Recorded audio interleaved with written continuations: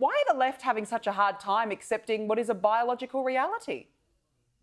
Because they've been captured by this mania, by this cult for so many years, I think. I mean, it's fascinating to see John Swinney talking about the anxiety that this ruling might create. First of all, that's just a nonsense. You read the Supreme Court ruling itself, it makes abundantly clear this isn't about taking away any rights from transgender people. It's about protecting the rights of women, which had come into conflict with the activists who wanted to get rid of their spaces and get rid of sex-based rights. I also think it's kind of unpleasant for the leader of Scotland, the leader of the Scottish National Party, to talk about anxiety out there in society when the SNP in power caused widespread anxiety within Scotland amongst women when it tried to push through even more radical gender laws, which would have mandated that rapists could be put in women's prisons, that would have made it a lot easier for people to essentially self-identify themselves into women's spaces, refuges, and the rest of it. And we've seen this intolerance, this total disregard of women's rights on the streets of Scotland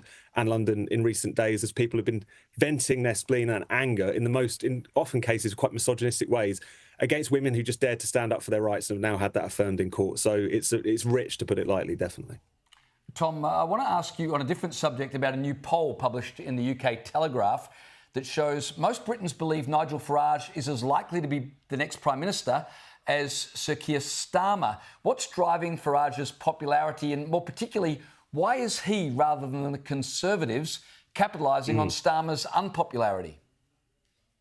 No, it's fascinating. I mean, the tectonic plates of British politics really are shifting, and this is another example of that. As you say, in this poll, the public think that Keir Starmer and Nigel Farage are essentially on level pegging in terms of who might become the next Prime Minister. They're on about 14% each. Still not huge, but shows you just how much things are shifting, how fluid things are.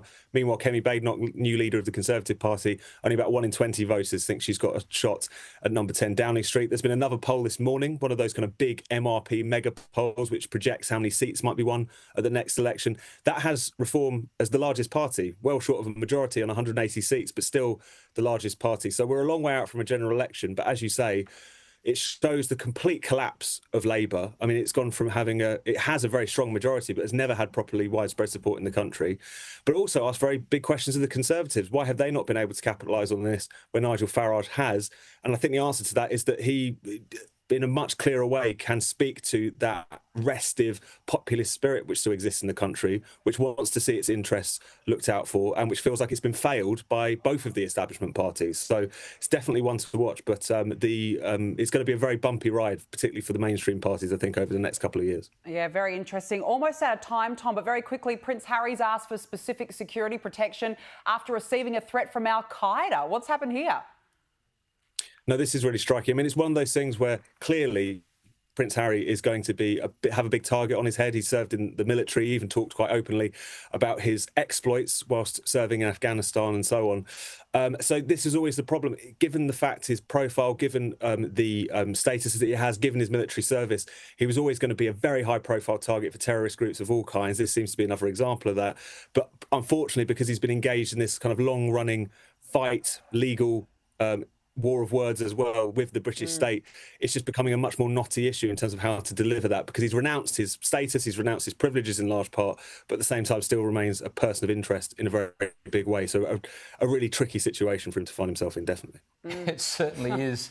Tom Slater, happy Easter to you, and thanks for joining us tonight. Thank you.